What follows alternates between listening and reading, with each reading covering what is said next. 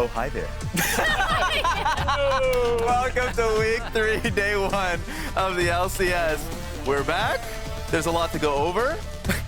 And I just thought that would be a hilarious. It was my idea. I incepted into your mind 10 seconds before we started. Yes, you did. And then you had no idea what else to lead with. Yeah, it's like, oh. And that's how we're rolling with this one. Welcome, guys. Why not just start the conversation with the schedule? Why not? Let's just take a kind of chord of what the entire LCS is looking like. It's going to be Cloud9 versus TSM to start. FlyQuest versus Evil Geniuses seems to be our best matchup of the day. Then Team Liquid Honda versus 100 Thieves. CLG versus Golden Guardians. And Immortals Progressive versus Dignitas. I've got a hot take.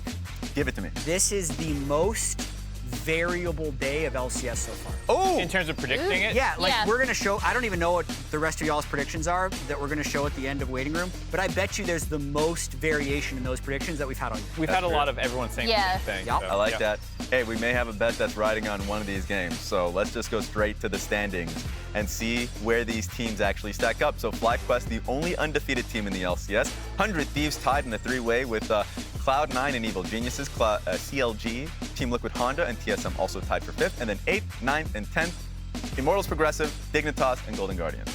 So you talked about the schedule and our predictions and stuff. I actually think this is a perfect time to talk about strength of schedule. We are basically at the point in time where this is the most imbalanced it could possibly be. We've done half of a single round robin thus far. Yeah. And I think when you look at the schedule and look at some of these teams, it's been very imbalanced for some of the teams at the bottom of the standing. More than usual? Where are you going? I don't know about more than usual, but the last week had a lot of unfair matchups, I guess you would say, based off our preseason expectations. Those are over there on the power rankings. You can kind of see what we thought these teams would stack up as. And when you look at a team like Dignitas, you know, they have what? They've played what we thought was kind of like the 6th place team. They played the 1st place team, a 4th, maybe, you know, 5th maybe, and then like the 2nd place team, depending on where you individually rank these. You're getting those from our aggregate. Aggregate based off what people were talking about in the community. Like, they've basically played all top half of the table teams in the LCS thus far. So a team like Dignitas, you might go, they're 0-4. They look terrible. And it's like, well, they haven't played teams like Immortals, who are the kind of people that you're saying maybe they can actually beat based off the power rankings and where people were expecting before the start of the season. 1, 2, 4, 6, and then this week they play like 8, 9 maybe now. Yeah, around where there. We are, and then these guys are actually maybe more like 6, based off what people think about how much the 2 and 2 has impressed you or not. You know, Or just a so, question mark in general. Yeah. got two question mark, sixes it's on a your 6, power there's 2 rankings, Mark. 6s. Yeah, what? I don't know. TL's a 5. I mean, I had TL as a 4.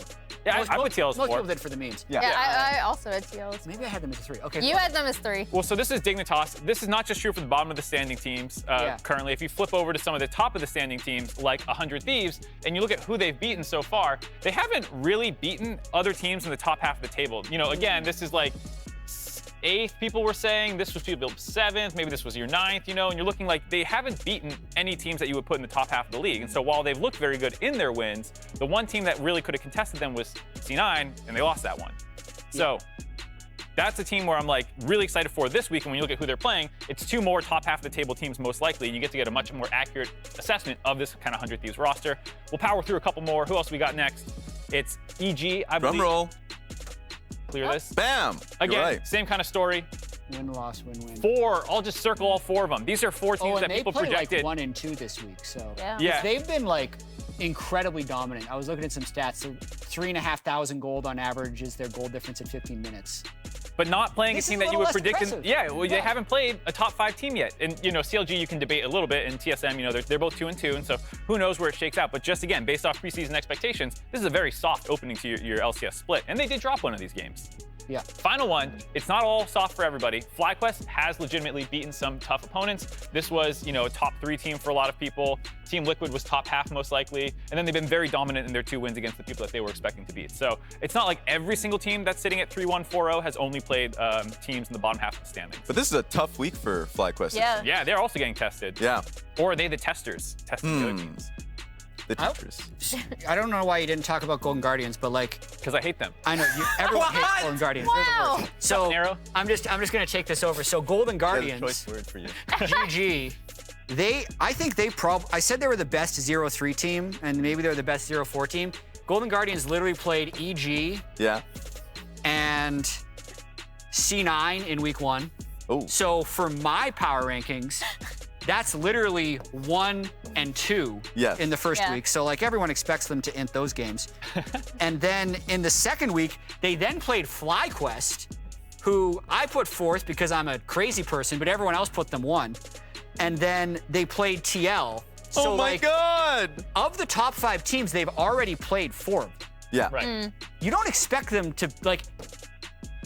You don't expect them to be anything but 0-4. And they were getting gory in the middle of Yeah. that, and they still Yeah. almost beat Team Liquid. Yes. You know, you're And like, And a So- close one with EG. yeah. Yeah. So these are impressive games. They play So COG and Immortals. So Winnable. things sleeper. change. Things change. That's true. Actually, I've not think of it from the context of like these teams are really not being tested, or maybe tested too heavily. Unfair testing. That's like literally they played all of the best teams right off the bat. Yeah. Okay. That is wild. So now you've made me even more interested just in this week It's an interesting specifically. weekend, yeah. But yeah, you had that prepared for yourself. I had something specifically prepared, and I got to ask you guys a Do you want question. Ooh, there is a social board. So actually, producer got in my ears to react to something that somebody out there in the ether had for us.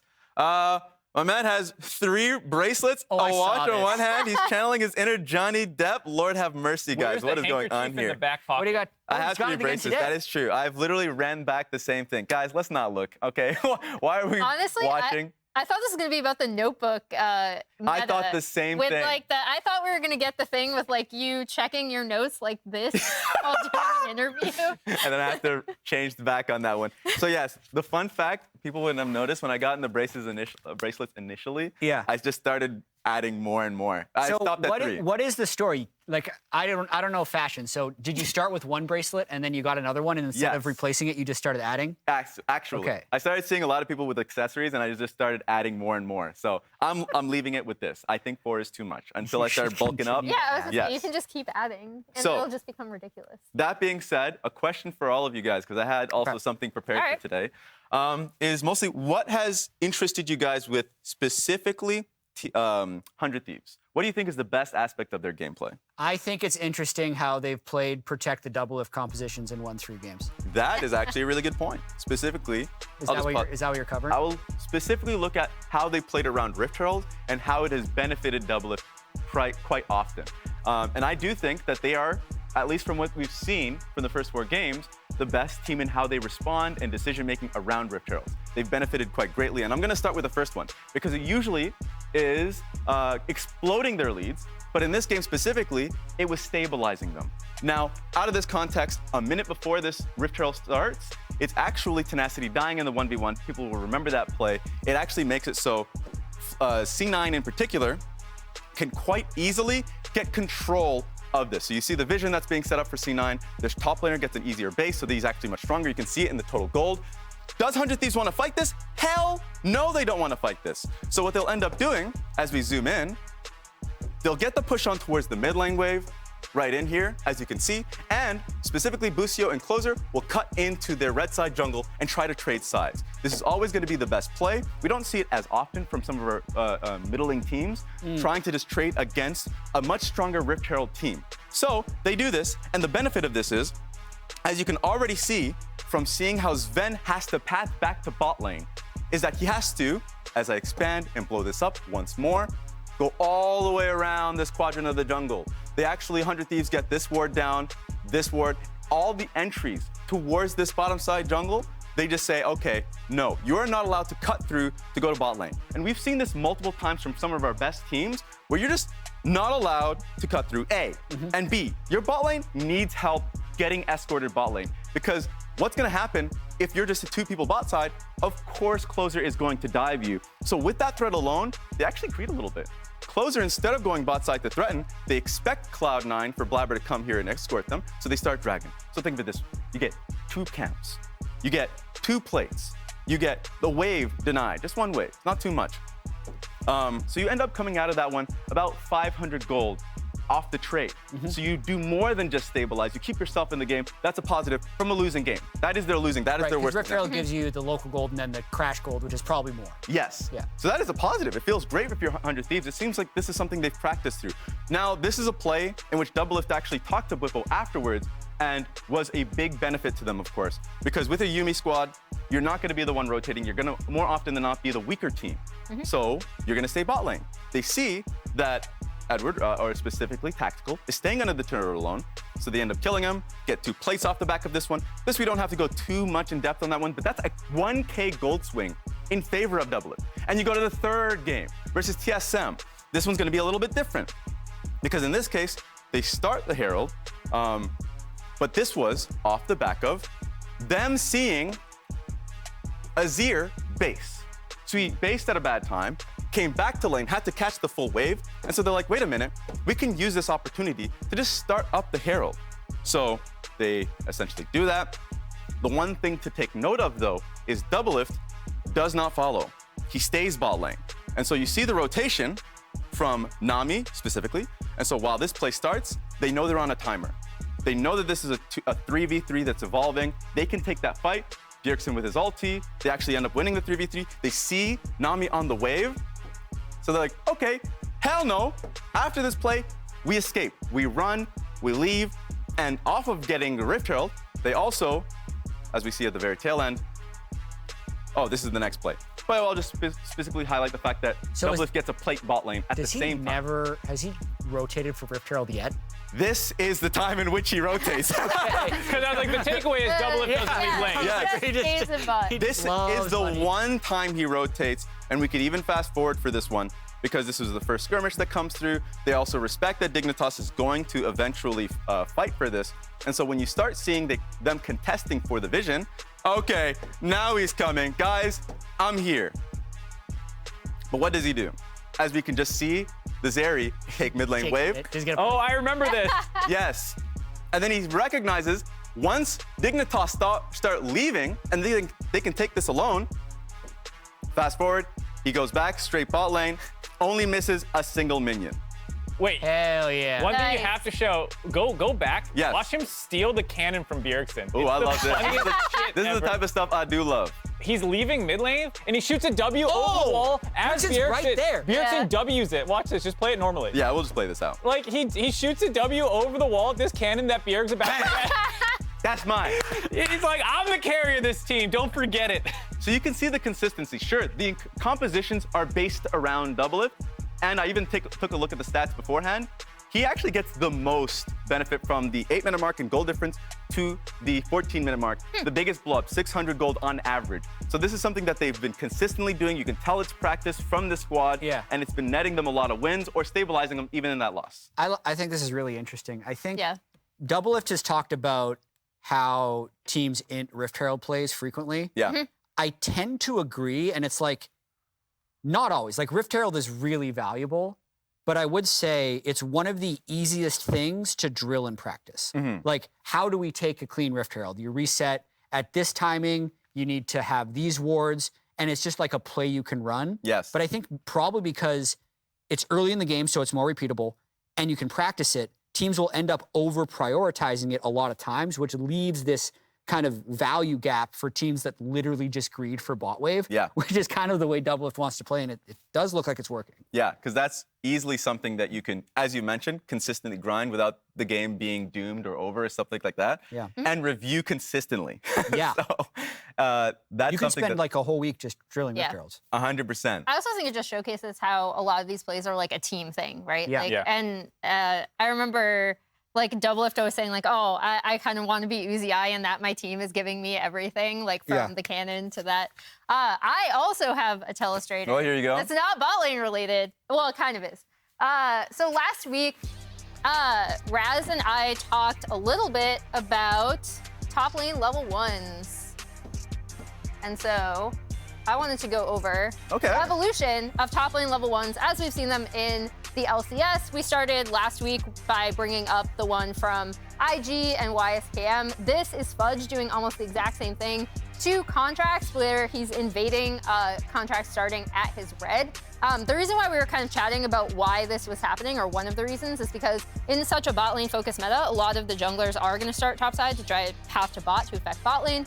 This is the next one. So in this adaptation, this is one that we weren't able to actually touch upon last week because we weren't able to pull the clip in time during the pause that we had, but this is TSM adapting, right? So they're like, okay, we are expecting an invade from blue side. We're gonna pull solo, and we've seen this from a few top laners where they're just gonna start with their jungler.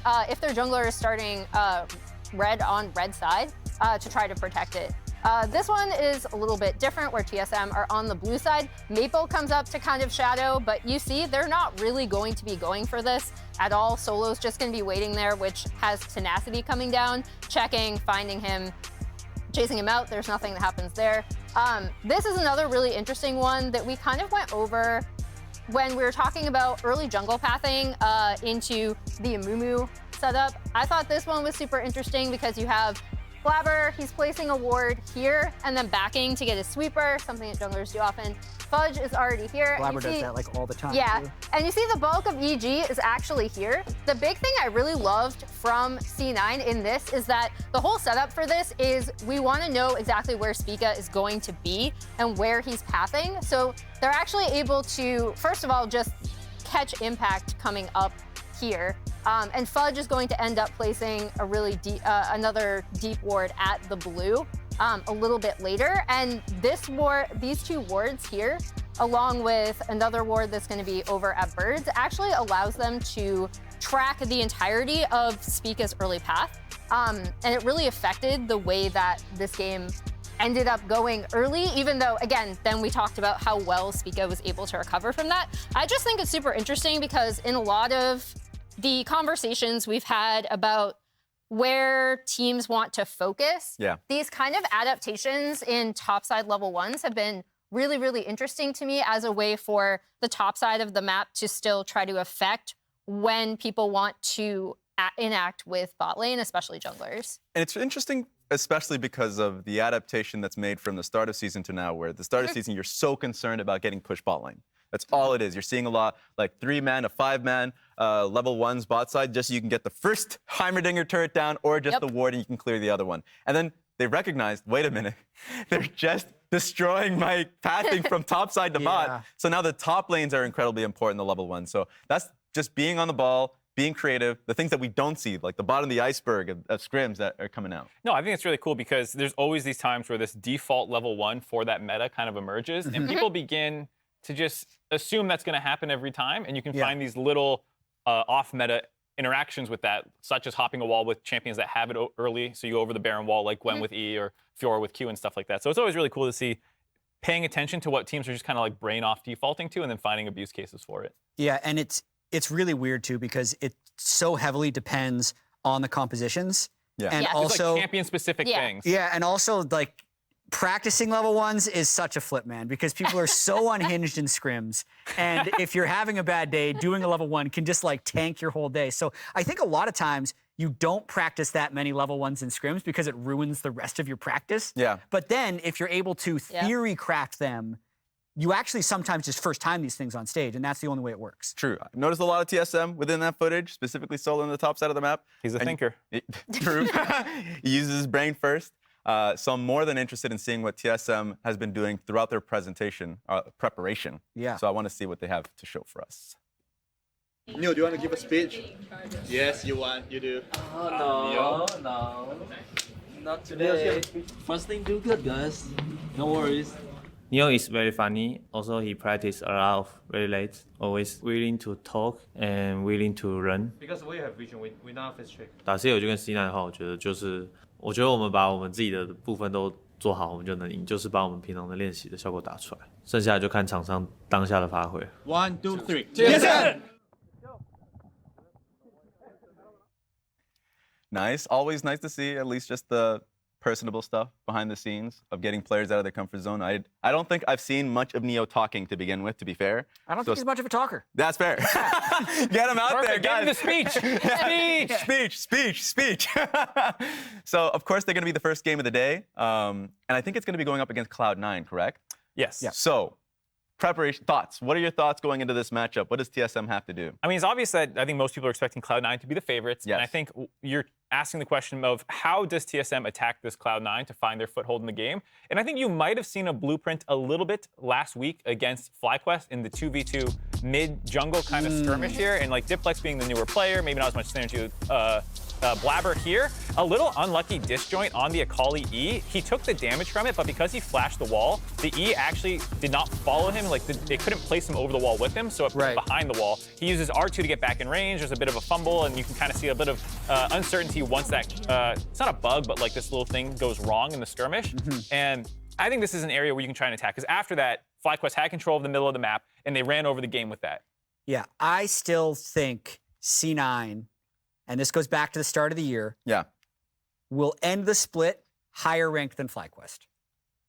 And I don't care that they got completely obliterated in that game, because that fight, to me, was so swingy.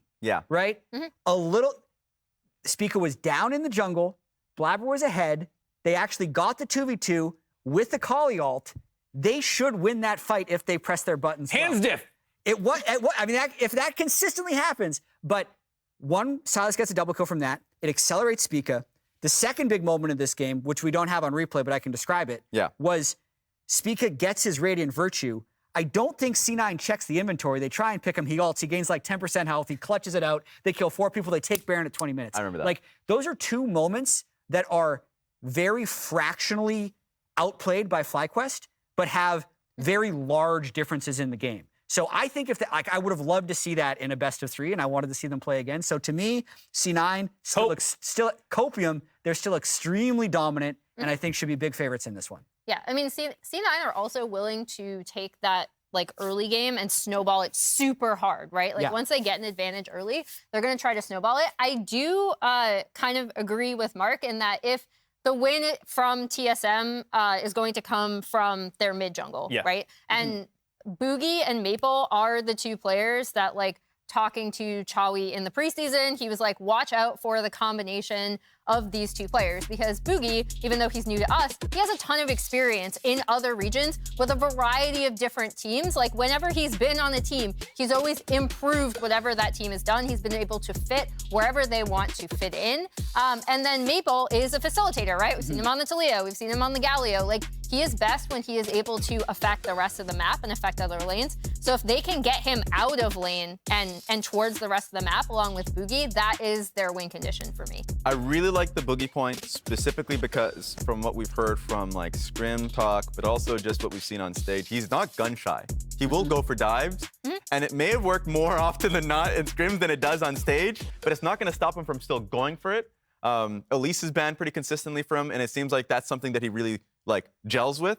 So that's something that I really enjoy from him. The same could be said, we haven't talked about Chime, but is a playmaker for this team. So team fighting seems to be the team's strength. Yeah, absolutely. I mean, we know they can go late game. We know that they can scale. I think that's risky versus Cloud9, who have Fudge, who's willing to take these really aggressive counter picks to the solo on the top side. Bot lane's obviously incredible for Cloud9, so that's why I thought the mid lane would be the easiest thing to target. You grab something with setup like a Syndra or whatever, and you can even have Chime roam in as well. And just take a hands test like that C9 lost versus FlyQuest. To that point, you don't know it's always going to go that way, but I think that's a more reliable, like, get a good, strong foothold in the mid lane, probably off a flippy 2v2, and then try and run away with it. We've talked about mid, we've talked about bot lane. You mentioned solo. Yes, sir. I think more people should know solo a little bit more, and we have footage for you guys to listen to. I started playing League when Zyro was released, so I think that was maybe like a couple months before the end of Season 2. I was playing WoW with some friends, and they were like, you should check out this other game, League of Legends. And I started playing League, and I was like, wow, this game's pretty sick. So I just kept playing League. My first main in League of Legends was Rumble, and he was really OP. I don't know how I started playing. It probably was like a free week thing, and then I was like, wow, this champ is really insane. I think I started hitting Challenger. The first time I hit Challenger was at the beginning of Season 3. I was also one-tricking Ryze at the time, and that champ was like super busted. What is your favorite thing to do on your day off? I don't know. I just do whatever new things like interested to me.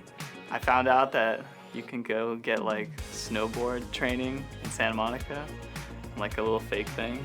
So I'm gonna do that. I used to be like really into pre-game rituals, and then I started playing more and more. I was getting older, and I was like, wow, these are really annoying to do. I hate having to do all these random bogus things. So the only thing I really do now before the match is I usually just run my hands under hot water for like a minute, and just kind of like do some hand massages or hand like warm-ups, just to feel like really crisp and really kind of feel good. That's about it.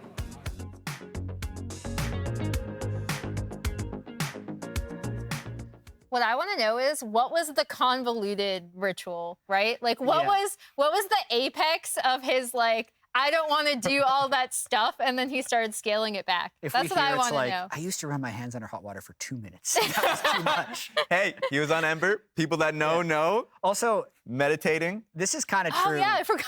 Yeah. This is kind of true for all these players when we talk about like their origins in League. It's whatever super busted character that they won games with is like, and that got me hooked. So, I mean, maybe that's a lesson to the balance team. Like, let's just give really obnoxious things and let them be overpowered for months at a time. You're going to hook people for life. I mean, that is the tinfoil hat Reddit theory anyways. Yeah. Like, on release to sell more. It's broken.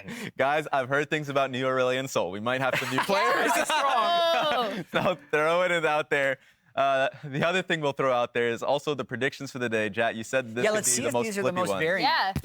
And I'm seeing a lot of differences. Oh, baby. Except the top of the day, everything has upset predicted, depending on your definition of upset. Yeah, I expect everyone would predict C9. Good job on the EG prediction. Yes, I have to be consistent. You doubter, Jet. How long are you going to keep doubting FlyQuest, man? Mark and Jad are still paid by TL somehow. Yes. How is that happening? We're all different. I think Venmo. is the kind of the We need to audit their accounts. 3 Immortals over Dignitas? Yes, actually. Baller. Yes. Rude. Look, you explain yourself. Wait. You're the one who's predicting. I'll explain it in Game 5. There's no reason to spoil it now. All right. No reason. Do you want me to explain it now?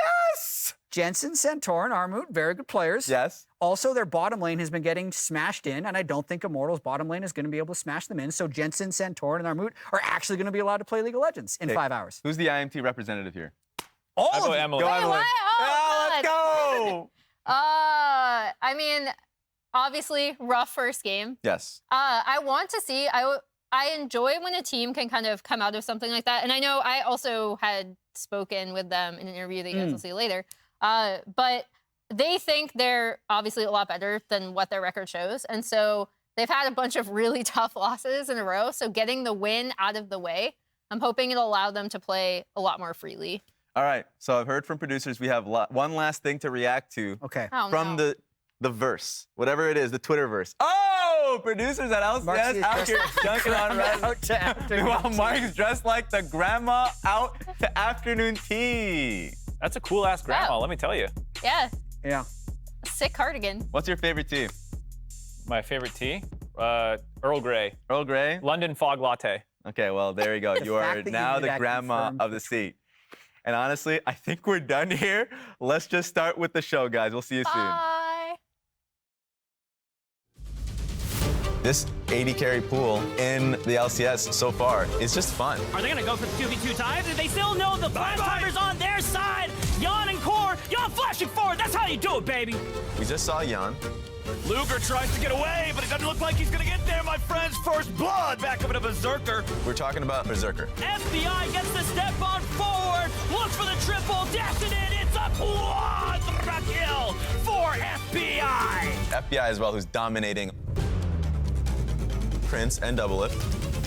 Tenacity just continuing to march at Dig. They can't get away. Double Lift just pops all of them. It's a quadra kill for Double Lift. Prince continuing to get stronger and stronger. Biofrost on the retreat, though. They're slapping the spot around. They get some more damage. Double kill for Prince.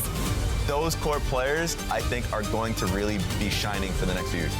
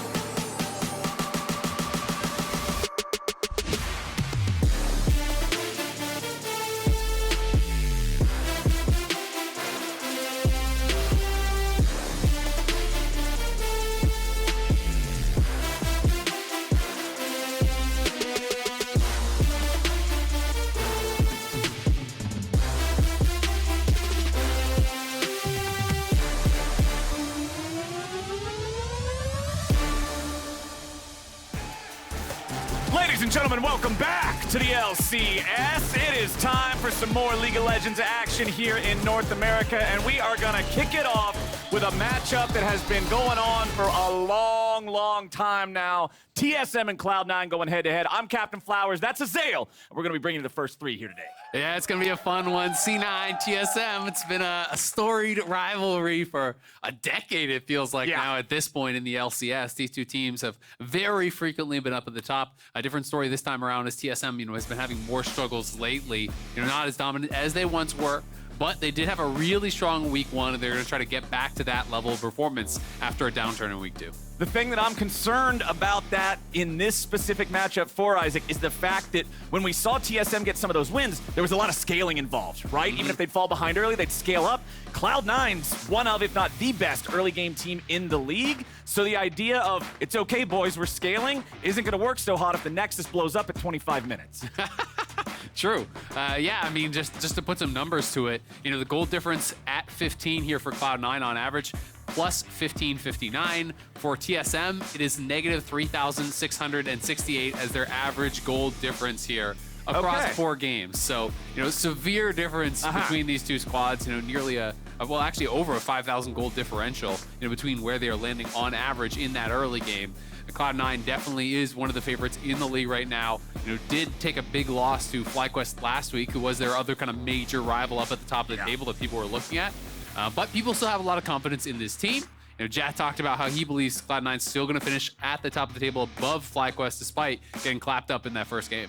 Yeah, and this past weekend, I was hanging out with some people. Fudge was one of them, and I was talking to him a little bit about the FlyQuest game, and he did not seem bothered. It didn't seem like Cloud9 was down in the dumps or anything. And we know for Fudge specifically, who's been a standout guy on this roster so far, he's a big confidence player, right? If he's feeling it, he's in the zone, man, he looks really good. I don't think the FlyQuest loss is really going to derail these guys too badly right now. So I'm excited to see how they come back and once again prove that they're top of the table worthy, and how TSM is able to deal with them, because TSM, they're going to grab the Lucian early power there, as well as the ever-popular Sejuani. Yep, they're probably going to be playing Lucian Nami almost guaranteed, but of course they don't need to pick that here on 2. Right. They can just grab that as their third pick, take away that Sejuani if they're worried about Blaber going towards that. Cloud9 is a team that can definitely play double melee solo lanes, so Sejuani can be a really strong pairing with that. Zeri Lulu seems like the obvious pairing here. Yeah. Zeri has been so successful in the LCS so far this split, so not shocked to see that come out whatsoever. And now I'm just really interested to see where Cloud9 wants to take us here. Are they going to move towards just matching roles here with the jungle pick? Do they actually want to have some disparity, go towards top lane? Because if you go towards a solo lane pick here, that puts a little bit of pressure now on TSM to actually have an answer in their books. Plus, with TSM having already locked in the Sejuani there for the jungle, as Cloud9, you don't expect TSM to also pick the Vi that is traditionally this lockdown specifically for Zeri, but it will be Jax locked in for C9 there for the top lane for Fudge. And so since TSM basically have to lock Nami, theoretically you don't have to go it, but basically always that is the pairing. You already knew they're going towards Nami, so that means that they can't actually pick their top laner to match on 3. So even though this is a blind pick Jax, you're going to be able to throw so many bans towards top lane. Because in the first ban phase, Cloud9 already banned out Renekton and Cassante, and now if there's any other matchups that they're actually concerned about here, Cloud9 can throw a couple of coverage bans, towards that top lane to protect the Jax. Yeah. So not really going to be too concerned about that. There's so many junglers, it feels like, also now in the pool that I don't really think Cloud9 is going to be very worried about Blaber's pool getting thinned out. We are going to see the Vi taken away. You mentioned it as a good answer to the Zeri, but it's also great to help lock down that Lucian. So it does seem like a smart takeaway. Yeah. Elise also getting banned out, which has been quite popular in the LCS. It's actually rising in priority quite a lot. Oh, yeah. But Blaber also has played a couple Wukong games. I'm sure he'd be happy to go that direction. There is a lot of different champions you can go towards. Maokai's not actually banned out. We've seen Graves, we've seen Wukong, we've seen a lot of different picks. We're seeing Udyr, we're seeing even a Mumu last week from Spica. So there's so many different directions you can go here for Blaber. Well, we do have both of those second phase TSM bans targeting Blaber specifically there with the Vi, and Wukong. Jace, the first ban for C9 in the second half, targeting that top lane matchup for the Jax like you already mentioned. Yeah. There's not really a whole lot banned away from the mid lane pool, only Azir, so I don't expect to see a whole lot there. Nope, instead we're just going to get the default last ban on blue side. If Kassadin's open, get rid of him.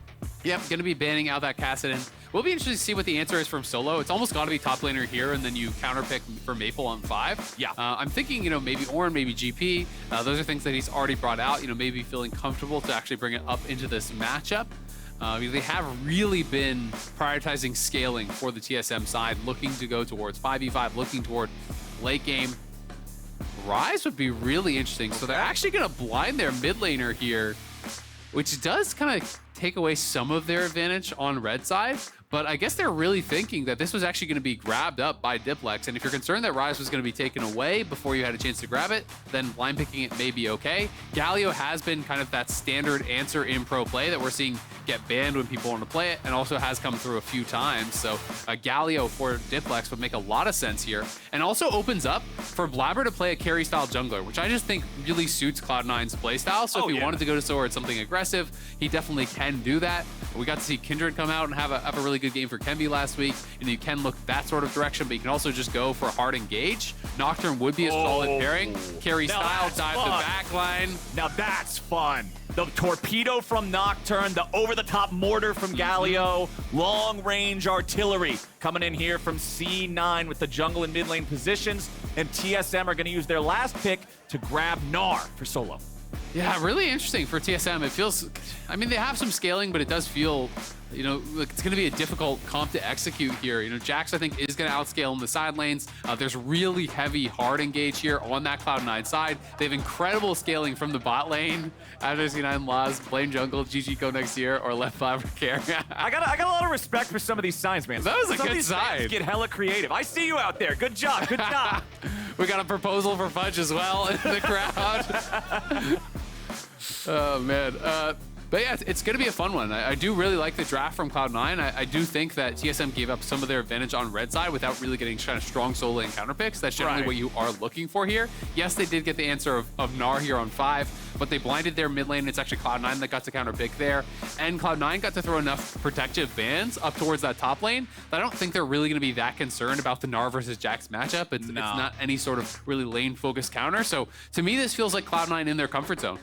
One of my big problems with Gnar on 5th pick on red is the best way to utilize red side is getting that counter pick specifically, right? And I feel like Gnar, as a champion, he's just so evergreen and he fits into so many different situations. Everybody knows how to play against him and minimize loss against him. It's not like you can pull him out and just surprise somebody. Oh my God, it's Gnar. Yeah. I don't think that phrase has ever been uttered since like a week after the champion's release. True, yeah. Still, if you play it well, you can get some monster leads. Someone who's really well known for that, for really pushing the pace in that lane. That hasn't really been Solo's playstyle, but we'll see what he can get done. You definitely do want to take advantage of the fact that you are playing range versus melee here up in that top lane to try to create some sort of a pressure advantage.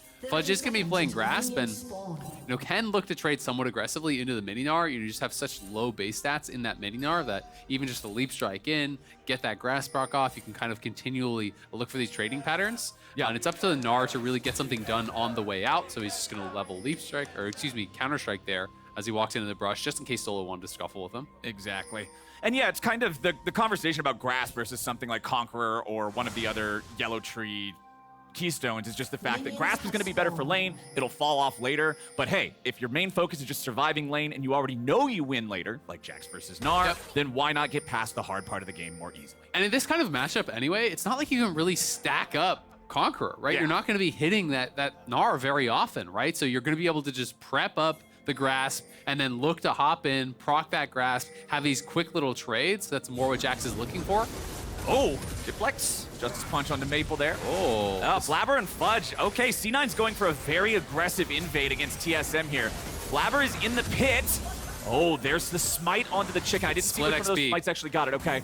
Yeah, I think it was actually Blaber that got it, but it was split amongst a few different people. So one of them, the mini Raptors there, got taken by Bugi, it looked like. So not actually going to hit level 2, on either side. So they are just going to retreat back. A nice little aggressive start, though. It does work out at the end of the day here, I think, a bit for Cloud9. Trying to take away those Raptors and really push pressure onto their opponents. We did see Fudge last week, I think it was, with the Fiora, level 1 invade. It was against Contracts, being able to push him off. Of course, this is a much smaller win, but still like that they're utilizing level 1s when they feel that they have the advantage. Just really get in there and play in the face of their opponents. And Fudge tweeted this out earlier today. He spilled coffee on his game jersey for the first time ever, so he thinks it might be a bit of a bad omen. Maybe that's why they weren't able to get the entirety of the chicken camp here at level 1, not be able to completely shut the jungler down like in the contracts game you were talking about. Zven is at 150 HP here in bottom lane, trading aggressively with the Lucian and Nami, shoving him in early alongside Berserker, and you can see Cloud9 actually has control in both of these side lanes. It's the Jax pushing up, it's the Zeri pushing up, and that just means Bugi is down here in bottom side. He'll be able to walk forward a little bit, see if he can come around from behind and get an angle on these guys. Yeah, he is wrapping around behind. Of course, he doesn't actually have the Arctic Assault right now, but they're just going to go in for it anyway. They're looking for Zven, who's already very low. Heal comes out, Zven's at 300. Bugi still looking to get him here at the second part of the W. Flash forced out from Zven to make sure he escapes the gank. Yeah, good flash there from Zven. And that Q early cooldown is so long here. So, you know, he comes in, there was no Q to actually follow it up. It's almost a 17-second cooldown at rank 1 on that Sejuani. So when you use it to get behind him, you're not going to have that coming back up unless you really wait a long time, which does have some inherent risk itself. But that's both summoners off of Zven, which is great because that's a possibility of a rinse and repeat gank. It's a possibility of a roam coming down there from Maple where you could maybe get an easy kill onto Zven. And that's something that determines whether or not this was a good play, right? If you don't make it back down there in the next 5 minutes and capitalize on punishing the Flash, well, we didn't get a whole lot. But if you do, awesome. Now we're snowballing, now we're moving forward. And again, that's what I'm watching TSM most closely for this game. How well do they deal with the early? How well can they stop the Cloud9 war machine from coming online? Absolutely, and especially when you're playing against someone like Nocturne, who's going to be power farming, right? He already had the level 1 invade on the Raptors. They're looking for the rinse and repeat on that Raptor spawn. Bugi has not been spotted. Fudge is coming here, but can they actually do anything about this? Blaber has Smite, and Bugi does not, so this should just be Blaber's, and he's already a couple camps ahead. Yeah. Sejuani's going to lose this. We'll see if they can get anything done on Fudge. Does Fudge have a ward to actually leap strike over?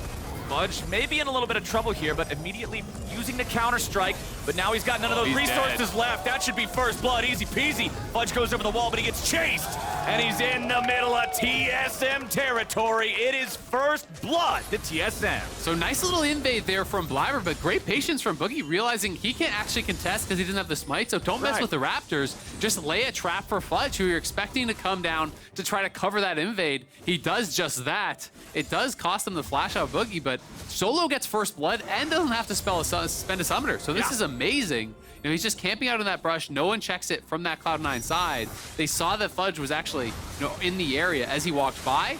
And so Gnar just comes down and they collapse on him from two sides. Fudge would have had to instant flash the wall to really have a chance, but I think he wasn't sure. Like, can we fight this? I have counter-strike, maybe I can set something up. But then Maple is faster on the roam as well, so there wasn't really an angle for Cloud9. Something I neglected to mention, though, is they did at least force the flash off Maple, so it is that 2 flashes on TSM side for the 1 flash and the death, of course, on Fudge's.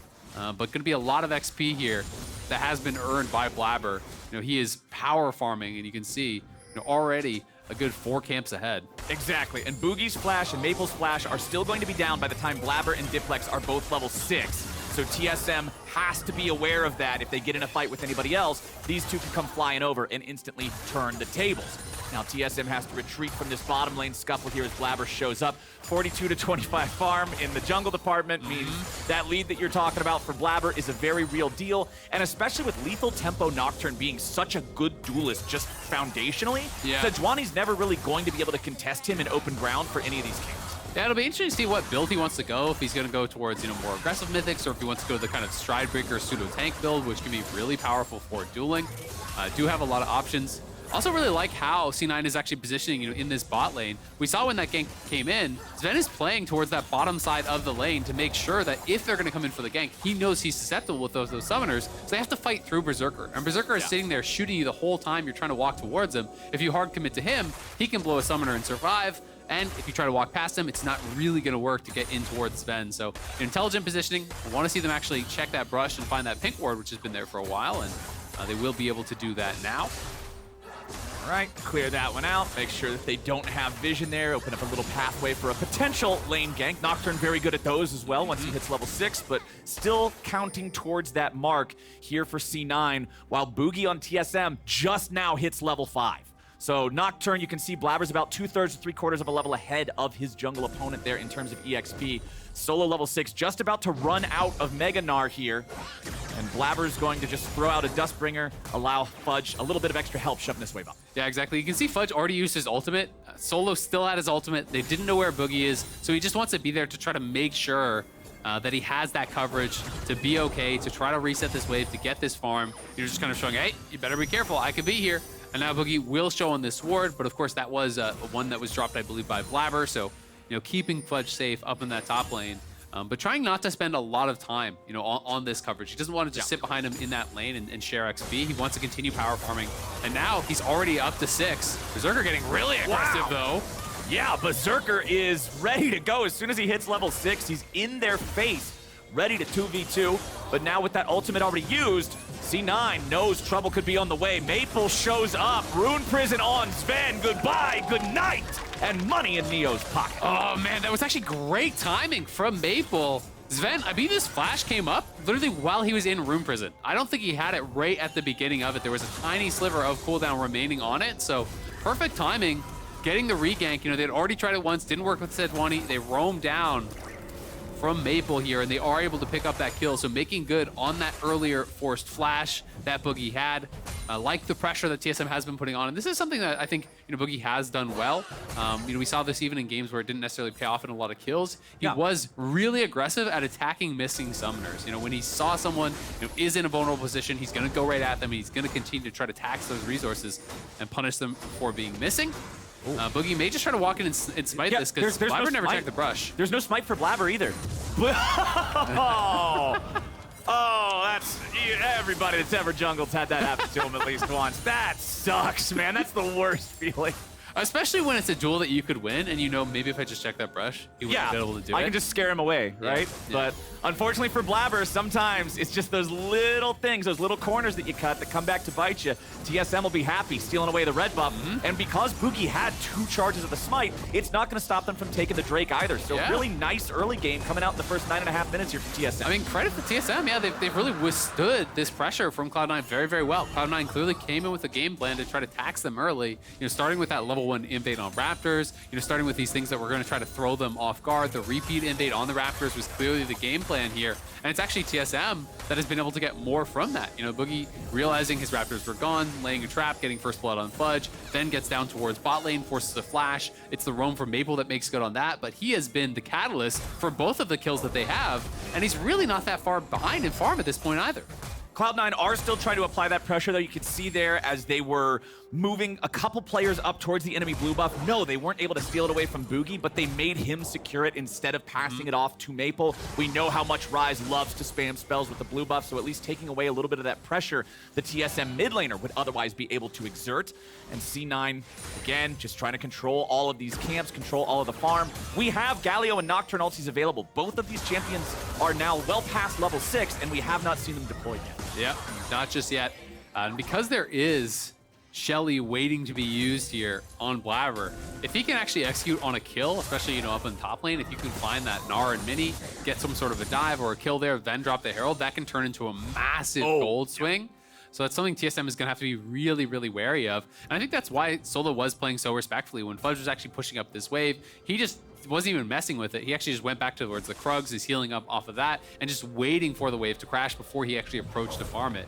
Because unless they have eyes on Nocturne, they've got to be very, very careful. And when you take a look at the map, there's no forward vision yet from TSM, right? It's just those couple wards down on the bottom side river, and we can see Maple threatening that move once again here. They want to keep this river clear of Cloud9 vision, because if you can keep those wards out of that river, anytime Maple steps out of vision towards the bottom side, they've got to respect the potential of a Realm Warp move. And that little bit of pressure, you push in this wave, you step down towards that bottom side river, it's going to mean Berserker and Zven have got to pay respect to that every single time they're down the bot lane. 496 was the gold lead for TSM when I started that sentence. And honestly, considering what you were talking about with their gold difference at 15 averaging negative 3,500, plus 500 a couple minutes before that, feels like a much better early game compared to expectations for the side of TSM. Blaber is looking here around this top side. The Eye of the Herald's going to run out. There's not a whole lot of time left to decide what, where, and when you want to do it. So Blaber's just going to go ahead, summon it up right there. If that's not already in charge range, Shelly's going to have to scuffle forward like 3 feet, and then she will be in charge range. Looks like, okay, already ready to go. Kaboom! They're going to get the 2 plates and walk away with that one. Unfortunately, looks like it's only about the 1 plate just because the Herald's reduced damage earlier on now. But not a whole lot to be gained from it. Honestly, not a whole lot of these Cloud9 early moves have resulted in much of anything. Yeah, you have to give credit to TSM. They're kind of withstanding that pressure very, very well. They're playing around the fact that Nocturne has ulti, not exposing themselves to any early moves. And every single time there's a crashing wave that could be dangerous, notice that Bugi has actually been matching the pathing of Blaber. He's been moving up towards topside. He's been timing the camps that he's farming really, really intelligently. He's not just like mindlessly full clearing. He's up towards topside. He's at those Krugs any single time that solo could be in danger because they knew with Herald there and Nocturne ult available, it was likely that he would be that target.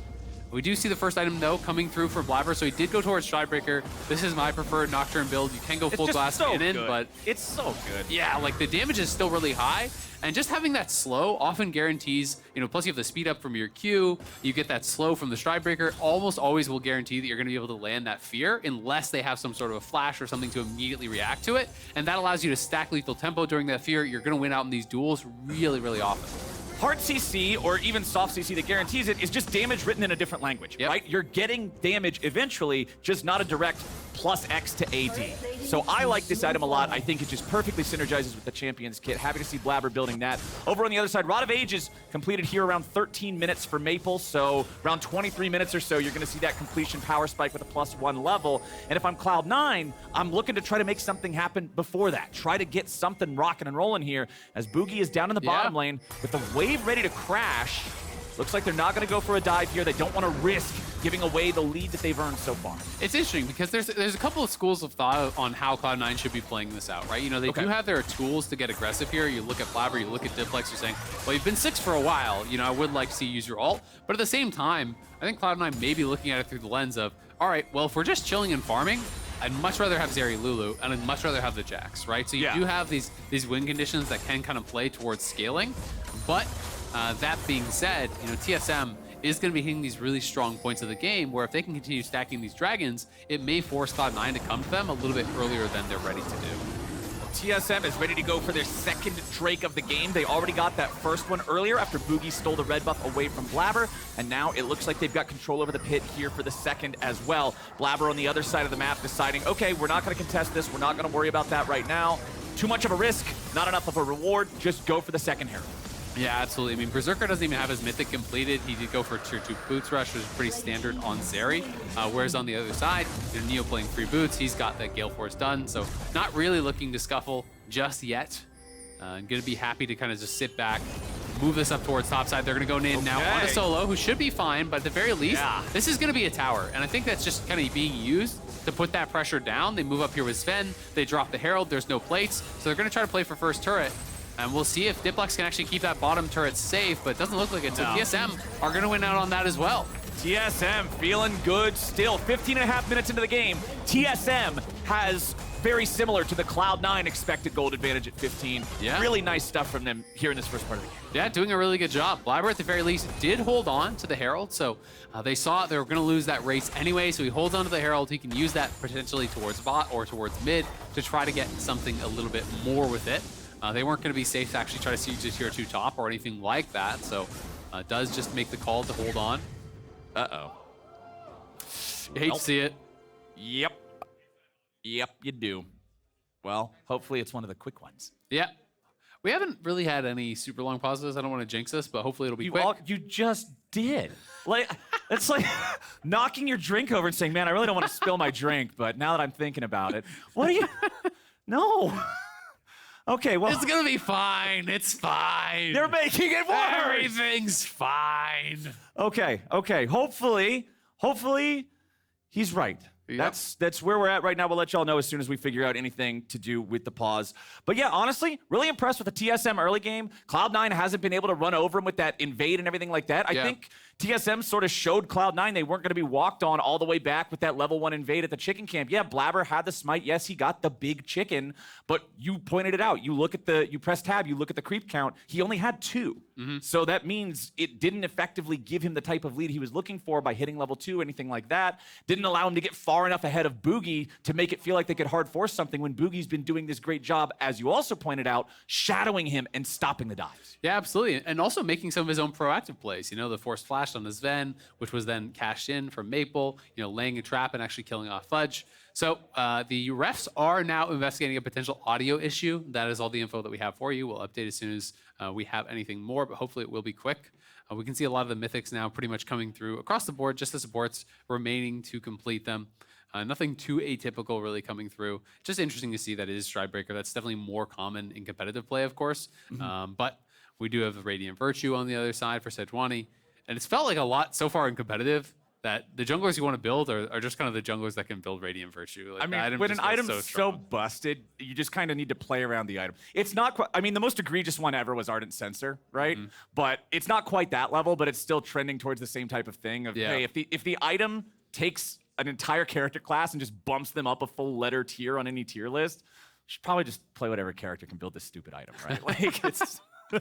Absolutely. Something else we can check in on, though, while we are waiting on this pause, is Berserker is actually holding the top KDA spot so far in the LCS. Okay. 19 KDA for himself. 19. 10, 2, and 28. 10, 2, and 28. I would kind of argue that FBI's scoreline is almost more impressive, though. 24, 3, and 24. He does have one more death, but FBI, you know, having quite the year so far as well. Here's the thing about KDA. The K is the one that matters. That's pretty much the way that stat works. And FBI has 2.5 times the K. So I think FBI should count for more, personally. But we'll see. I mean, if Berserker dies, he's definitely going to plummet down on that list. KDA is kind of one of those like meaningless stats, but it is fun to look at. It's fun to talk about, see, right? You know, how people are performing. You know, I think some of the stats can inform discussion when you're combining, you know, KDA as well as like people, you know, DPM that people are putting out and things like that, right? Yeah. Just not dying a lot doesn't mean much unless you're not dying a lot while still doing a ton of damage and still actually contributing in meaningful ways to your team. And so far, I feel like AD carry has just been a really exciting role in the LCS this split. You know, Double If has come back, has looked really, really good. Prince coming over is incredible to see. Berserker's playing really, really well. I feel like FBI is having somewhat of a resurgence. He's been looking really good. Yeah. And we've been having some other players as well step up and really kind of rise to the occasion in a number of different circumstances to make it feel like very competitive in that role. And because that role is also the one that is, you know, the traditional carry of the team, it makes it a lot more exciting because then both teams have this pressure of, oh, you got to take this guy out. Like, it's the queen in chess, right? If you have this super powerful piece that everybody needs to play around and so many of the moves have to be calculated around, it can make for some very interesting situations in the big fights. We're good. All Issue right, is resolved. We're going back in. Let's rock and roll. Thankfully, I didn't jinx it too much. Yes, we're in there. Quick one. I'm proud of you, Isaac. Thank you. Okay. So we're back in. Both Rod of Ages currently online. We've got a stopwatch for Diplex's Galio, ready for whenever Cloud9 wants to decide to go after some sort of a play. The tier is fully charged for Maple, so as soon as he builds that into the upgrade, it will immediately become the Seraphs. Yep, but that is a really big spike. A lot of champions, you know, you talk about powerful items, that item is so strong now. When you're looking towards champions like Ryze and Cassio, it can actually be so difficult to burst them down now. Just so much bonus health with Aurora, and that shield proc as well on the Seraphs can make you really, really difficult to burst down. But TSM here grouping up mid, 4 members mid here. Nocturne is there to cover, so C9 should be able to wave clear, but TSM threatening. TSM tried to shove this one down, but C9 bringing in enough manpower to only give them about a quarter of the turret's health. So TSM will have to back away from that one now. It'll be Neo and Chime versus Berserker and Zven here in the mid lane. Duos squaring off over these waves. As you can see, top laners still up there. Fudge still pressuring solo underneath that tier 1 turret. And it's kind of about this push and pull, right? Ryze now has the push here. We saw that Jax had the push top, so Gnar had to move up from mid, answer top, and now Galio has to move down and actually answer this pushing wave. So it's about which solo laner can really force the response, because now that Diplex has actually gone down towards bot, look at what Ryze is going to do. Ryze is going to move towards mid and give TSM pressure, give them threat around that mid lane. It's this push and pull back and forth because the teams don't really have vision established enough. Like, Ryze can't just push towards that tier 2 tower because Nocturne's going to ult you and kill you, right? So he just gets the shove and then comes down. They do have to pay respect, though, that Nocturne could be in the area, and you see some pings on the minimap coming out. C9 has good deep vision up top to actually cover for the split push, but down bottom, they've got really nothing here, and that is why Zven and Berserker are moving away from mid lane, down to help cover Blaber, knowing that a trap could potentially be laid. So they're just playing right behind him, allowing him to clear out some of these wards and reestablish control in their own jungle. Blaber also getting pretty close here to level 11. Big upgrade for Nocturne. That level 1 paranoia. Yeah, it feels good to have it, but the range is honestly pretty short. Once it hits level 11, you really start to feel like you can find those holy hell, he just came out of nowhere moments on Nocturne. Yeah, it goes from 2,500 to 3,250, and then another 750 added on for rank 16, so or level 16, I should say. So definitely does increase massively in range there, especially when you are looking for those types of lane ganks and hovering, in those side lanes, which I do think we're going to see Blaber playing towards. He's also got to make sure he gets that Herald down, because that is going to expire very, very quickly. I think he's actually going to have to drop it in base, or at least walk out a little bit and then drop it, because that is about to expire. You definitely don't want to see that happen. I mean, Cloud9 made the choice to trade the first 2 Drakes for the first 2 Heralds, and the first Herald got one plate, and this second Herald might not get anything at all. So honestly, C9 sort of fumbling the ball here with these Herald deployments. They're going to actually look to commit to this, though. You can see they're bringing everyone mid. They're even going to TP in Fudge, and Diplex is moving in. So Cloud9 is saying, we are getting this Herald charge. We're going to bring 5 mid, and we're going to use this pressure here to get that Herald down. Fudge threatening forward here, but it'll get the charge off. Yeah, they'll get the charge, but they won't get anything else. So between 2 Heralds, Cloud9 got 2 separate half health bars on tier 1 turrets and 1 plate. Yeah, well, at the very least, they did eventually kill that top lane tower, so they were able to take that down. But this one cost them the TP. Solo now, though, has that TP advantage, so that is on the side of TSM. And you can see nice chunk from Neo. Berserker's got to go back to base unless he can heal up off this. Oh, they're going to go in! They're just wanting to fight instead. It's Blaber immediately entering, but TSM's able to disengage from the Galio ulti, but now coming in looking for the taunt on a multiple targets. They grab 3! Chime's already down, and Bugi's going to be forced to flash back over the wall. Neo runs, and Solo's now the target. But here comes the Fudge Copter, and C9 tears a hole through TSM, but Maple's ready to fight back. He tries to get the damage onto Berserker, but it won't be found. Berserker's got the shutdown, and C9 gets 3 for 1. C9 come to life, biding their time. They find the opportunity here to go in the mid lane.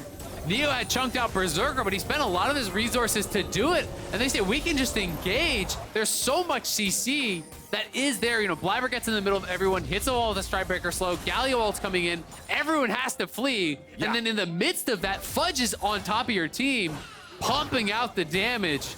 And Cloud9 able to come out on top big time in that, but they weren't able to take the dragon off the back of it. So TSM still potential to fight for this. We'll see if they're going to be able to get it on the map fast enough, though, because Maple does not have his TP. So if Cloud9 want to go for it, it's got to be now. That might be a big catch. They force flash out of Zven, but now the taunt, the chain CC back down to Bugi. Solo with a big man, multi-hit Mega Gnar ulti on to 3, but it won't matter. C9's already found the first kill, and they're going in for the second. Fudge locks them down. Berserker blows them up. Now they're going to switch their attention back over to the top laner yet again. It's Penta angle, but Fudge has already died. Berserker got a quadra. Maple's the last man standing. C9. They want it. They want it. Little health. Maple's going to try to fight all 4. Blaber goes in with the spell shield. He's able to find the fear. Diplex coming in for the taunt. Laser over the wall. Berserker firing, firing, firing, firing, firing.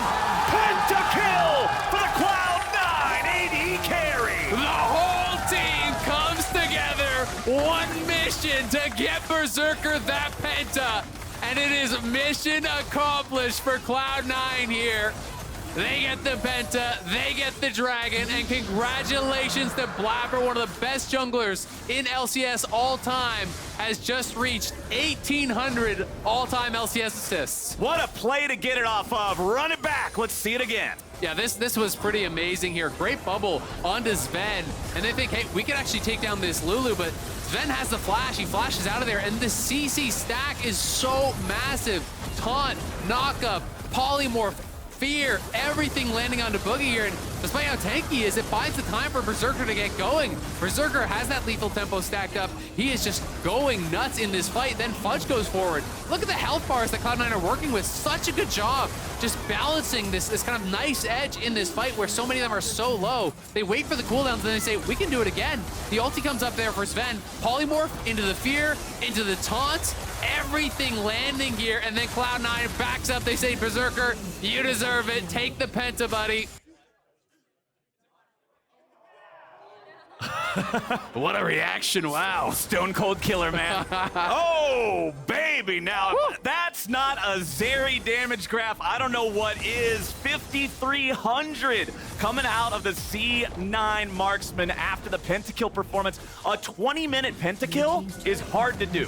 Yeah, no kidding. But look at the damage difference between the junglers. There's 200 damage for the Sejuani, 3,200 for the Nocturne. So Blaber was getting some work done. I mean, you ignore that guy in the midst of the team fight, he is going to get some work done, man. He's got that lethal tempo stacked, and he was slapping him up.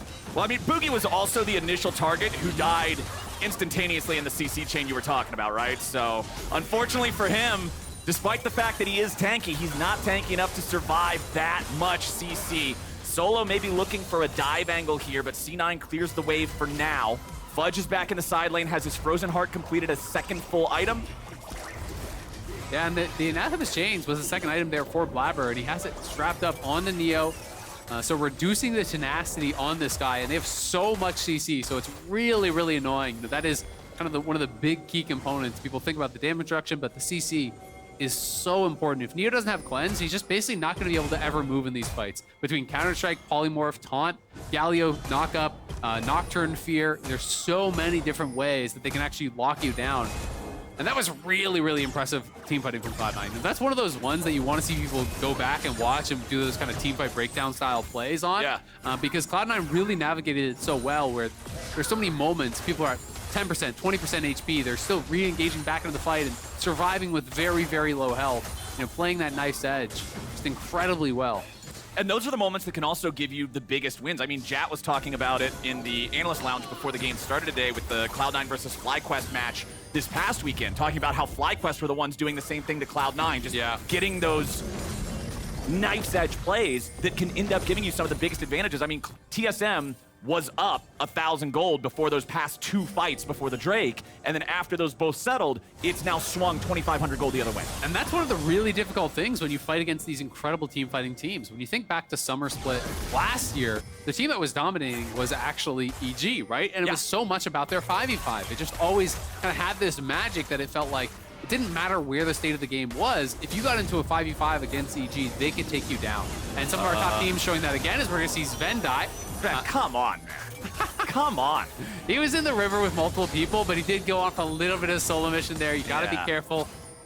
Gotta stay together. It's the buddy system. I'm gonna call that one a bit of an oof. Not exactly. As is your right. The best recall. Yeah. Maybe that's one of those greedy recalls back from his AD carry days. His AD carry brain took over instead of his support brain. I mean, Yordles kind of look like kindergartners, so maybe you need that rope system, you know, where like all the little kids across the street. It could be like one of those crazy parents in a Walmart puts a kid on like a harness. With a backpack harness. That's what Blaber needs for Zen. There you go. Just keep him Tie close. him up. Make sure he's ready to give you the wild growth when you jump in. Easy money. But we do have 40 seconds before our next Drake spawns. It was C9 stopping TSM's Drake stacking with the previous one. Does TSM even want to fight for this? I mean, the last fight in open ground didn't go so great. It's tough. I mean, I think that they kind of have to. I don't think you can just sit back and do nothing. But the scary part is Berserker just hit his third item, right? He has the Navori Quick Blades now, so that's a massive spike for him. That may dissuade them from doing it, but I think just giving infinite time to Jax to scale and split push in the side lane is not going to be the play. It's so hard for TSM to play side lanes against Nocturne and Jax, so they're going to look for something here, getting some good damage down on Blaber. Yeah, Blaber loses half before the fight ever really even starts. Now you got Fudge going in, back up from Diplex. Blaber charges into the back line, he finds Chime. Surely he's going to die here. Fudge is huge, and he keeps pushing forward. A shutdown back of a Berserker, a kill back on a Maple, and another on Solo. Bugi runs away, but Fudge is still ready. A double kill back over to Berserker. Cloud9, no hesitation, diving into the back line there, and you said it. Blaber surely is going to die, but he survives as Diplex is able to push out Neo, and he's able to buy the time with the stopwatch there. Super high value stopwatch as Cloud9, no fear on pulling the trigger on these plays. They just get right in there. Some damage was committed in onto Blaber, and you're thinking, oh, maybe Cloud9's going to be hesitant around this play. But Fudge just finds an angle. He gets back into that back line, gives Diplex a way in, and then Blaber's ready to follow up. Berserker and Zven are always ready to follow up. So they're going to get the Dragon, they're going to get the Baron, and this game is massively in the favor of Cloud9 now, really looking like one of the best team fighting teams in the league. I liked how they split it at the end for the Drake and the Baron too to get both. Let's take another look. at how this started. Yeah, look at them. They're just trying to go in offensively onto Fudge, and Fudge says, all right, I'm just going to turn around. He just jumps past the front line onto the back line. 3-man counter-strike. In comes Diplex. Blaber dives into the back line, flashes forward, finishes off 1 kill, goes into the stopwatch, and then his spell shield has come back up so he can go back in on solo, absorb of that boulder toss or stun or anything that's going to come right at him, survives that easily. And again, it's just Berserker untouched. They're not even forcing summoners off this guy because Cloud9's front line is just buying so much space for him. Well, TSM trying to find a collapse on the Diplex here. However, his Zhonya's is enough to make it so that that attempt is going to result in a whole lot of nothing. Yeah, I actually really like the ult there from Blaber. Even though he doesn't take it in, it creates that chaos for TSM. Now, all of a sudden, TSM aren't sure, are we getting flanked by Fudge? Is someone coming in from a different angle? We need to back it up. So they do commit that. But they are going to be pushing multiple waves here, pushing through mid and bot. Diplex has to be a bit careful, though. He's getting really low. Yeah, he's got no Zhonya's left. C9 looking to approach from the other side now as Fudge finds the counter-strike onto Neo, ready to go after him. It'll be a 1-for-1 trade here at the start. Blaber still on the front lines. Solo jumping back away. C9 still looking and ready to fight here with Blaber, but now he's winning the counter-strike for Fudge. He's gone, or is he? Yes, he will be. Maple takes him out, and TSM's able to disengage, getting another. Berserker's under the turret. He pops the cleanse. He won't be able to find the kills. He still wants it so badly. He flashes forward. He goes after Solo. He finds one on Bugi. He looks for a little bit more. He's trying to shoot. Maple, he goes over the wall into the enemy base. What is this man doing? Holy cow! Berserker has never seen a fight he doesn't like. My man is diving past the tier 2, past the inhibitor towers there, straight into the base, trying to find the kill. As this one got a little bit crazy, a little bit disjointed there from Cloud9, it looked like Berserker was just thinking he was going to head back down towards bot and actually look to push in that wave. Fudge was looking for the fight, so he's going in on the re-engage, and that's where things get a little bit crazy. You know, this is earlier on. Look at the bottom side of your screen here. Bugi is doing a really good job of actually zoning out Berserker. Berserker is not really a part of this fight for a very long time. You watch him on the bottom side of your screen, and as Fudge is going forward here with Blaber, you know, they're starting to get really, really aggressive. Now look at the mini-map. You know, you can see it's right before here. Berserker starts to head towards bot, right here. He was heading towards that bot side, looking to farm. Then when they fully committed, he goes straight back in. So a little bit disjointed, but Berserker is so fed. He finds the opportunity here. He has the QSS available. He has the barrier. He has the flash. So he says, you know what? We can make it happen here. Flashes in, tries to take out Solo. Can't quite do it.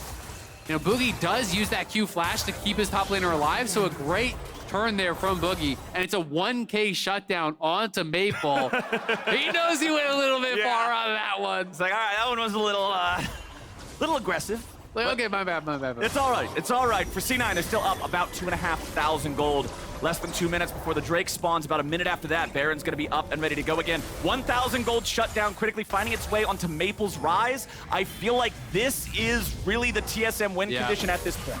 I mean, he almost has his death cap off of that. That would be his 4th item. And when he hits that death cap, you start to get some sweaty palms a little bit when you're playing against that Ryze. You know, Cloud9 has a lot of members that are grouped up in these fights. If Ryze can free fire and start splashing across, you know, multiple members here on the C9 side, there is that potential for him to shred him. You know, he's already got his Void Staff. He's fully stacked on the Seraph, fully stacked on the Roa. And when he hits death cap, that is a very, very strong mid laner. So that is the question. You know, can they create that space for Maple to really get work done? Because there's so much pressure, so much CC that is going to be flying at him. We know Berserker is going to get space. It's not a guarantee that Maple does. Yeah, Berserker having all but one item completed, sitting on 80% crit chance here with the Navori Quick Blades too. Very, very scary stuff for the DPS potential. And look at this. He has his QSS fully upgraded, so he's got the Merc Scimitar, and there's a Mikhail's. So there's double CC cleanse on him. So it's not even like you can really look for that. Bugi now maybe overextended. Blaber flashing after Neo to make sure he keeps him locked down. With Fudge's follow-up through the TP, Neo's going to have a hard time getting away, and he cannot escape. Sejuani ulti. Not going to get a whole lot there as TSM loses their AD carry. 20 seconds left before the Drake. Neo will be back alive in time to fight for the Baron, but you would think this Drake 100% goes the way of C9. Yeah, Neo just too far up there, unfortunately, and you can see Blaber just no hesitation goes straight in on him, hits him with the Stride Breaker slow, and just the flash follow on that Fear Tether. Unless you're already at max range, when you flash, he can flash follow, still get that fear down. Sure, you have the cleanse, but you're slowed up. You know, allows that time for C9 to catch up to you. Blaber now going to be over on that dragon, just soloing it up while his team takes down this tower. There's not really any threat because they know TSM was showing up on top side. That is the death cap, though, completed for Maple, so that's very, very big for them. But, of course, this is 3 straight Mountain Drakes now for Cloud9. Back-to-back-to-back dragons. The flat resistances are not going to be insignificant here. And not just the death cap being completed, but filling the 6th item slot with the stopwatch could be huge here for Maple, being able to survive. Like you said, the issue is free firing time. If he does find himself under that suffocating pressure, this is a chance to get an air bubble. Yeah, absolutely. Could give him that window, but it's going to be scary. I mean, he's not even playing Merc Treads, right? He's not into actually Resolve Tree, so he doesn't really have any tenacity whatsoever. There's nothing from his runes. There's nothing from his itemization. So if you do misposition at all and you get CC'd, you're never going to get to play your character. There's just so much chain CC that can come through from Cloud9. So, you know, Maple really has got to walk that line where he's not too far forward that he's going to get CC'd out, but he's far enough forward that he can really get the damage done and punish them.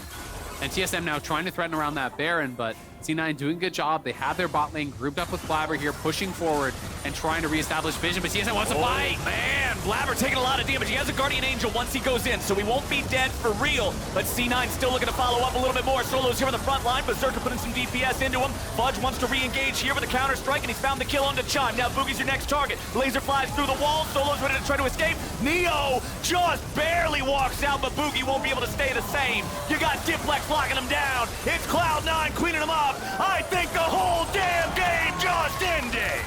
Cloud9 are gonna finish it out. What a team fight there. Blaber doesn't even die. Deathless on the Nocturne, surviving on a sliver of health there. Zven just runs it down into the well. Cloud9, 34 in, 20 to 8. They take down TSM. A great start to this 3rd week for them.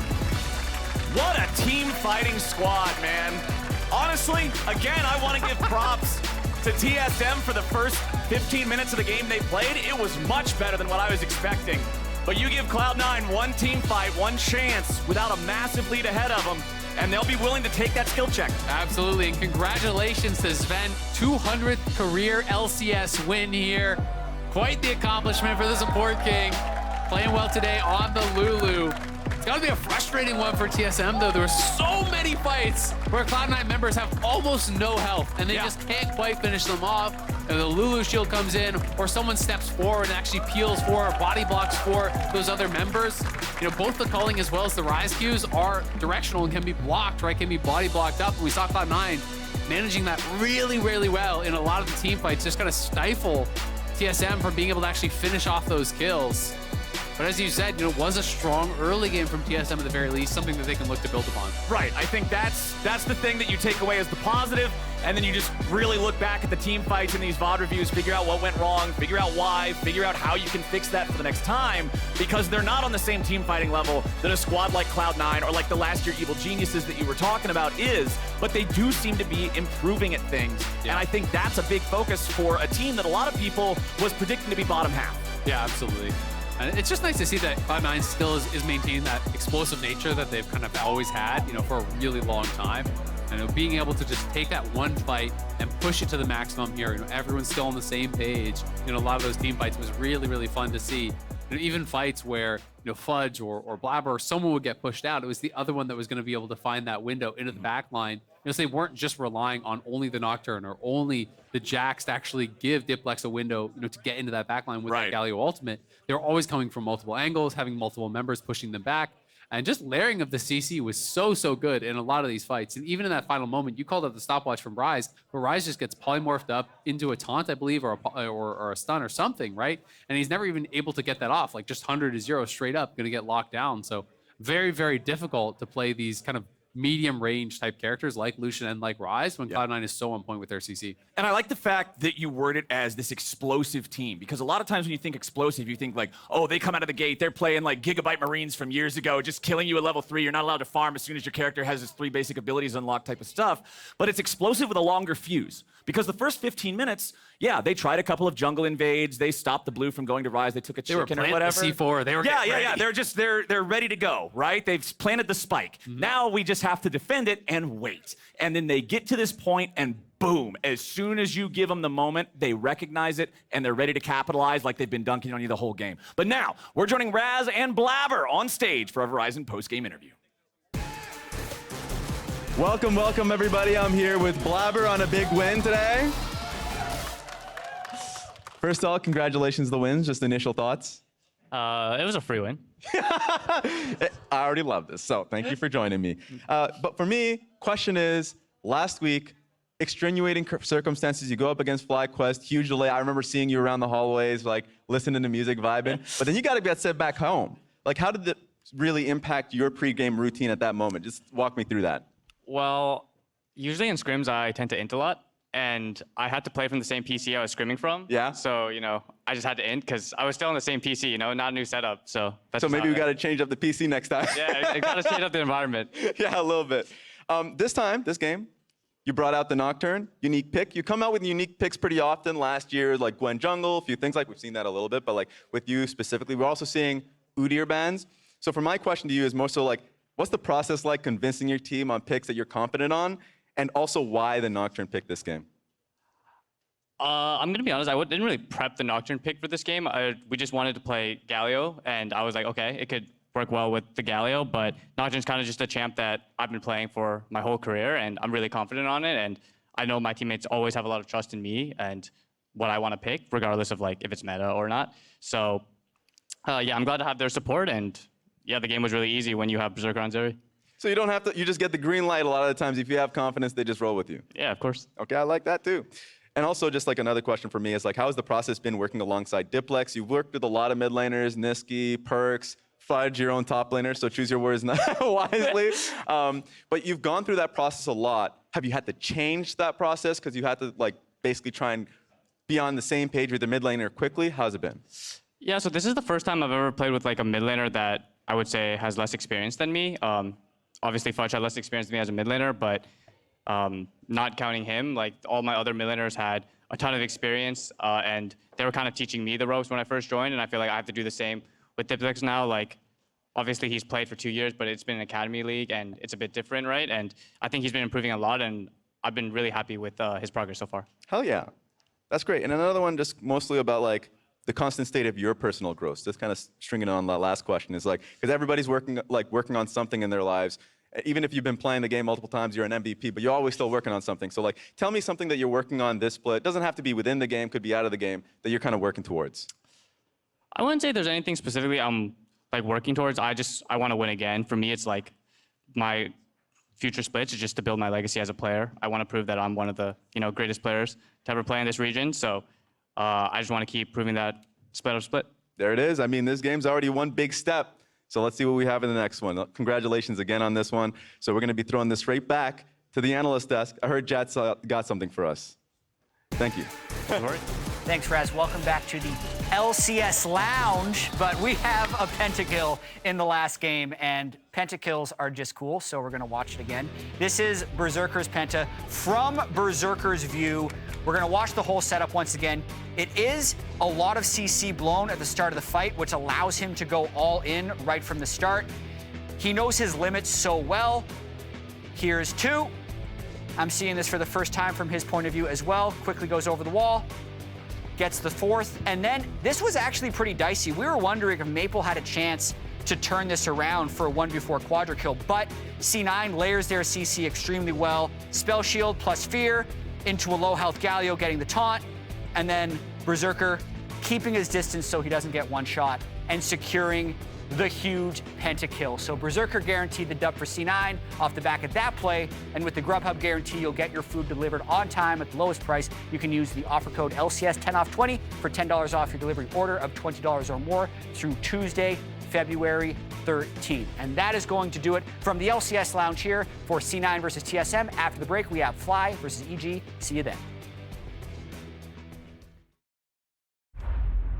And away and it's a Mumu, baby!